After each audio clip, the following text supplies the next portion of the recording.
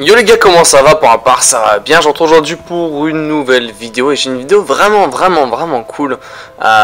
J'ai vu ces petits trucs sur des forums et sur d'autres chaînes YouTube des américains et c'est en gros de personnes qui parlaient de fameuses armes secrètes qui auraient dû être ajoutées en zombie. Et j'ai envie de faire la vidéo parce que pour ceux qui se rappellent, à l'époque de Der Eisen, ma plus grosse plainte c'était qu'on n'avait aucune nouvelle arme hormis les simples arcs. Et ok, c'est cool d'avoir des arcs, mais voilà.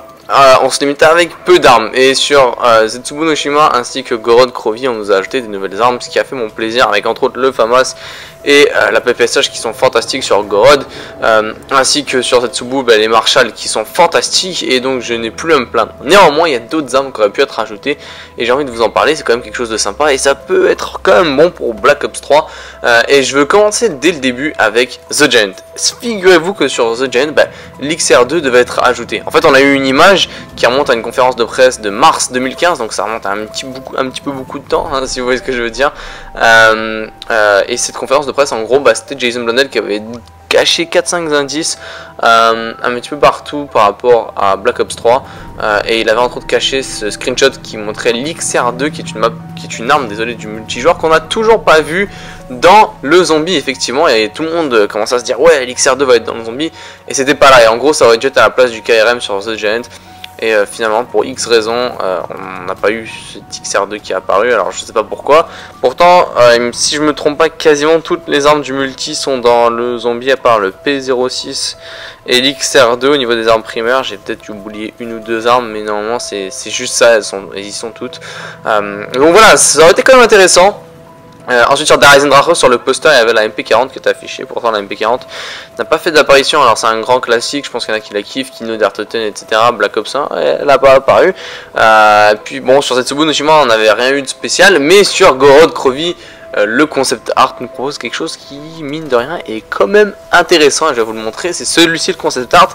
Et Takeo il tient quoi dans sa main? Il tient un Banshee qui est une arme du multijoueur de Call of Duty Black Ops 3, bien évidemment, qui a été ajoutée pas dans la dernière mise à jour mais dans celle d'avant. Et c'est un fusil à pompe laser qui est vraiment fucking puissant. Si je dis pas de conneries, c'est un fusil à pompe qui tient des trucs de bleu de la laser et qui a une portée infinie et qui, je vous promets, fait vraiment, mais il fait super mal honnêtement. Vous pouvez faire des trucs vraiment brillants avec cette arme.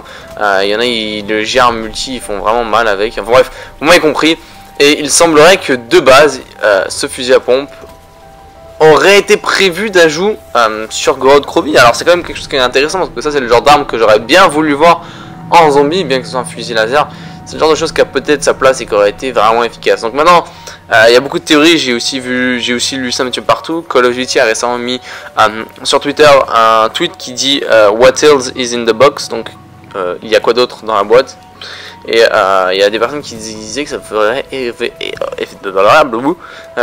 possiblement référence à ce fameux Banshee qu'on a pu voir, ou éventuellement l'XR2 ou quoi d'autre. Alors je ne pense pas. Après, est-ce qu'il y a un moyen de débloquer je sais pas, le Banshee? C'est toujours possible, ça a l'air d'être quand même une arme plutôt efficace, surtout à la vue de ce que ça donne en multijoueur. Mais bon, si c'est toujours possible de débloquer le Banshee, je dis pas non plus que c'est impossible. C'est sûr qu'il y a d'autres secrets qu'on n'a pas encore trouvé sur Gorod Krovi. Et puis rappelez-vous la BRM, comme on l'a débloqué sur Der Eisen, il y avait un petit moyen spécial où il fallait sauter sur certaines plaques qui nous débloquaient cette arme qui était entre guillemets cachée et secrète. Donc voilà, c'est des petites théories qu'on peut faire comme ça, mais j'ai trouvé ça méga intéressant. La raison pour laquelle j'ai trouvé ça vraiment intéressant, c'est que ça veut dire que possiblement par le temps ils vont nous ajouter des nouvelles armes sur le zombie de Black Ops 3. C'est un truc qu'ils ont jamais fait en zombie, et je vais m'expliquer de ce que j'essaie de dire. C'est qu'à mon avis, peut-être qu'après la sortie du DLC 4, quand Black Ops 3 va s'arrêter, ils vont continuer à nous mettre des armes dans le zombie, histoire de rajouter un tout petit peu de rejouabilité, vraiment histoire de donner un petit bout de fraîcheur aux zombies de Black Ops 3. Donc en gros je m'explique. Il est possible qu'après la sortie de Revelations du DLC 4, en gros ils décident un petit peu plus tard, un mois après, de nous sortir le Banshee par exemple, et de le remettre sur Der Eisen, de remettre sur Zetsubo une autre arme, de remettre, enfin vous avez compris, de remettre quelques armes, de remettre le zombie de Black Ops 3 au goût du jour. Et ça ferait vraiment plaisir. Et puis la raison pour laquelle je suis encore plus excité, c'est que la Peacekeeper Mark II qui a fait son apparition il y a 2-3 jours, et bien la Peacekeeper 1 était sur Black Ops 2. Et c'est la première fois qu'on a vu une arme en DLC, et j'étais trop content, cette arme, je l'adorais, et je la voulais en zombie. Je me rappelle, elle était sortie, et je faisais des boîtes sur Dire Rise, la première map de Black Ops 3, et mon objectif pour laquelle je faisais des boîtes sans arrêt, c'était pas pour avoir une arme particulière ou quoi que ce soit, non, mon objectif c'était uniquement d'avoir la Peacekeeper. Et j'ai réalisé qu'après la Peacekeeper n'était pas dedans. J'étais dégoûté.